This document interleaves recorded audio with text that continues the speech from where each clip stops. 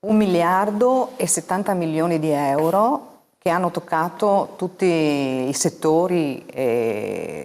della nostra società, della regione Friuli Venezia Giulia, imprese, famiglie. Tanti fondi che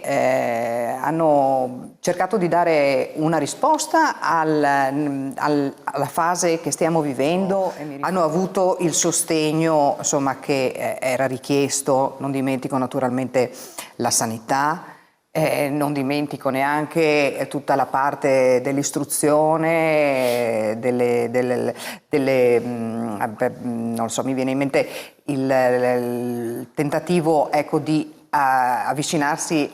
proprio alle persone più fragili, anche perché in queste situazioni, insomma, nessuno possa restare indietro. Inutile dare 200 milioni ai comuni quando gli stessi comuni, cioè il sistema degli enti locali, ha 1 miliardo e 200 milioni fermi nelle casse dei comuni che non sono in grado di spendere, o perché mancano le professionalità o perché non sono in grado di spenderli. Io credo che questo una domanda ce lo dovrebbe porre, prima di dare ancora fondi a chi magari non è in grado di spenderli. Sicuramente 1 miliardo e rotti di euro sono una cifra enorme, imponente, la più alta nella storia della regione, e con 1 miliardo, voglio dire, è difficile non accontentare settori, categorie di interesse, associazioni, piuttosto che i comuni. Quello che noi rileviamo,